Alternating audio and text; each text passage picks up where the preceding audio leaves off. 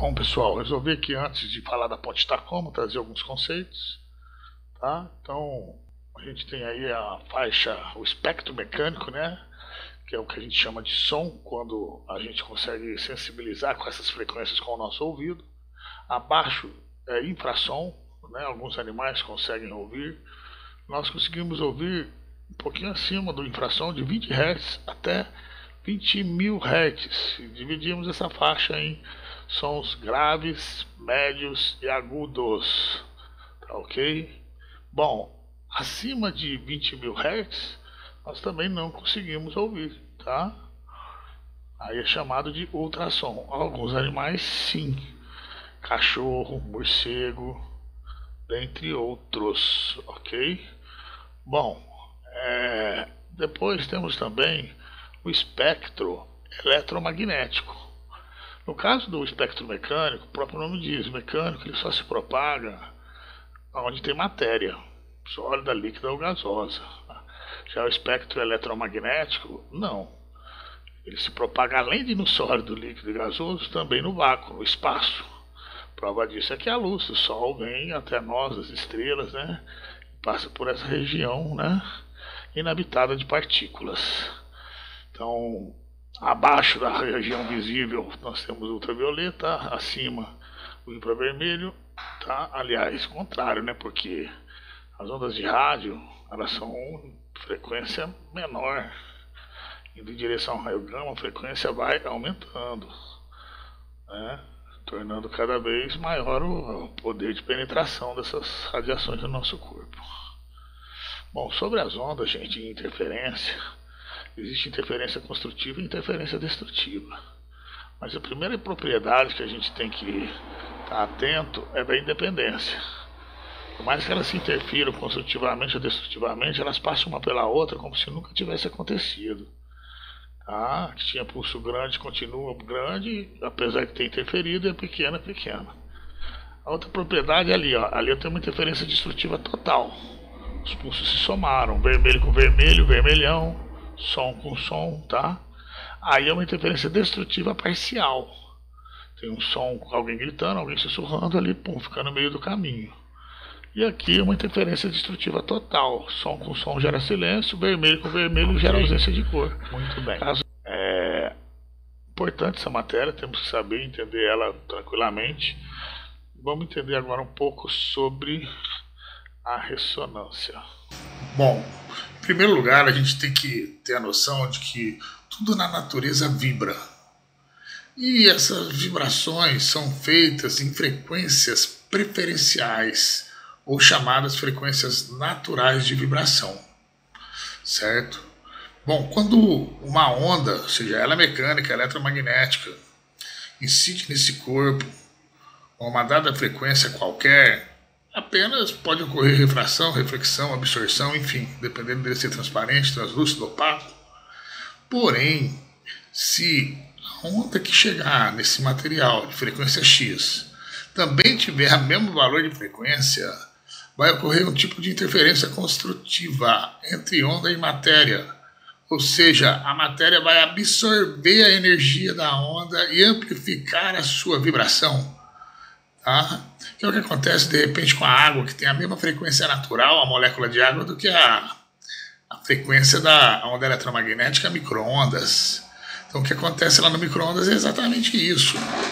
Aquela frequência que é emitida pelo forno incide na molécula de água. Essa molécula de água começa a amplificar seu movimento e o atrito, todos sabemos, esfregando uma mão na outra, quanto mais fortemente, né, e uma distância maior, né, vai transformar energia cinética em energia térmica. Isso acontece lá no meio do alimento, que está sempre com umidade, com a água e o resto do alimento ali ao redor dela. E é desse atrito vibracional amplificado gerado pela interferência da onda com a matéria que faz o aquecimento acontecer, ok? Muito bem, a gente sabe que o vento passando por uma fenda pode gerar diversas frequências sonoras, dependendo da abertura da fenda. Ele é um som mais grave, mais agudo, ou infrassom, ou ultrassom. E ali na ponte de Tacoma, nos Estados Unidos, né, os engenheiros não tinham levado em conta a situação ainda da ressonância até o momento.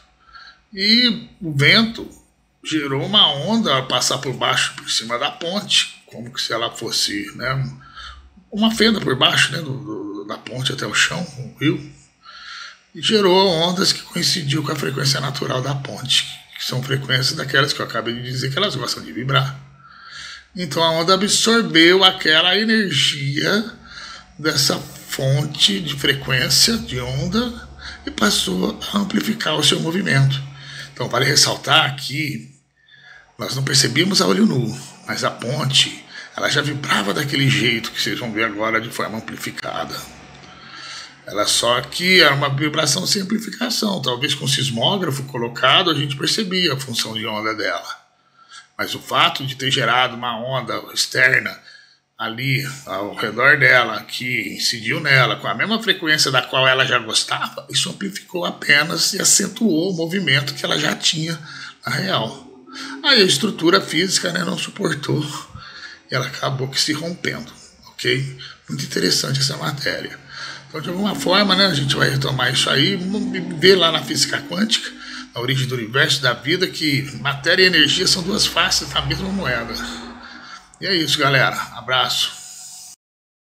A ciência por trás do forno de micro-ondas. Agora vamos conhecer a reação que faz o forno de micro-ondas aquecer os alimentos e saber como é o funcionamento deste aparelho. O calor passa para os corpos de várias maneiras. Uma delas é o atrito. Num dia frio, a gente costuma esfregar as mãos. Entrando em atrito uma contra a outra, as mãos se aquecem. O forno de micro-ondas se baseia no atrito para aquecer os alimentos. A principal peça do forno é o magnetron. Nele, a corrente elétrica se transforma em ondas de rádio, as micro-ondas. Só que estas são invisíveis e a gente não pode ouvir. Os alimentos são constituídos de 80% a 90% de água ou até mais. As micro-ondas penetram nos alimentos e fazem as moléculas de água girar, se atritando umas mãos. Para melhor aproveitamento do calor, uma hélice de aço inoxidável reflete e espalha as micro-ondas pelo teto, chão e paredes do forno. Desta forma, o alimento é atingido por todos os lados de maneira uniforme. As partes líquidas se aquecem por atrito e transmitem o calor para o resto do alimento por condução. Assim, o alimento fica todo cozido. Em 1940, uma ponte suspensa recém-construída sobre o Estreito de Tacoma, no estado de Washington, desabou durante uma tempestade. O projeto de construção não levara em conta suficientemente o efeito da ressonância. As vibrações das ventanias coincidiam com as frequências naturais da ponte de concreto. Isso causou ressonância que intensificou os movimentos vibratórios da ponte até que ela se rompeu e desabou.